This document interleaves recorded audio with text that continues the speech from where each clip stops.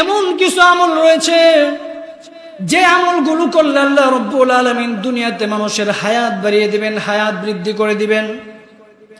এক নাম্বার হলো সিলাতুর রহিম, আত্মীয়তার বন্ধন রক্ষা করা, আত্মীয়তার সম্পর্ক বজায় রাখা। আল্লাহ নবী বলেন সিলাতুর রহিমি তাজিদু ফিল উমরি। আল্লাহ নবী বলেন যে ব্যক্তি আত্মীয়তার সম্পর্ক রক্ষা করবে, আত্মীয়তার বন্ধন অটুট রাখবে, আল্লাহ রাব্বুল আলামিন ওই সমস্ত লোকদেরকে নিজের পক্ষ থেকে তাদের হায়াত বাড়িয়ে দিবেন।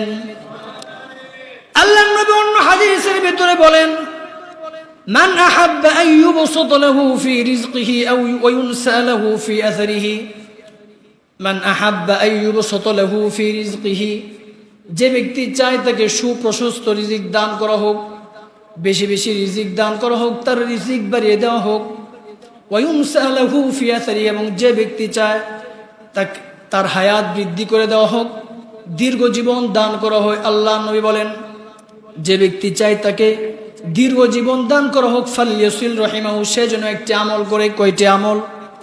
একটি আমল যেন সে করে। আমলটি হলো ফালিয়াসিল রহিমাহু, সে যেন আত্মীয়তার সম্পর্ক বজায় রাখে।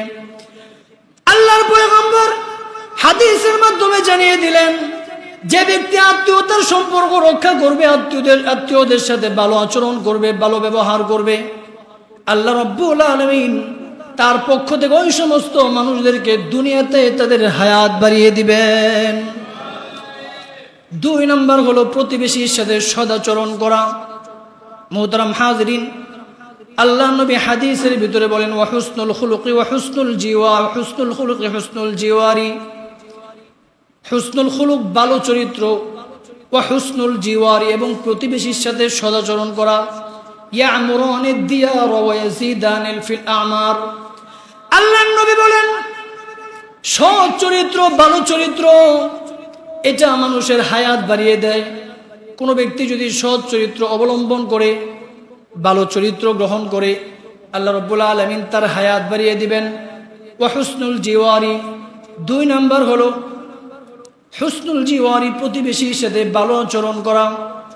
প্রতিবেশীর সাথে যারা সদাচরণ করবে, প্রতিবেশীর সাথে যারা ভালো আচরণ করবে, আল্লাহ নবী হাদিসের মাধ্যমে জানিয়ে দিলেন ওয়া হুসনুল খুলুকি ওয়া হুসনুল জিওয়ারি ইয়ামুরুনিদ দিয়ার ওয়া ইয়াজিদানি ফিল আমার।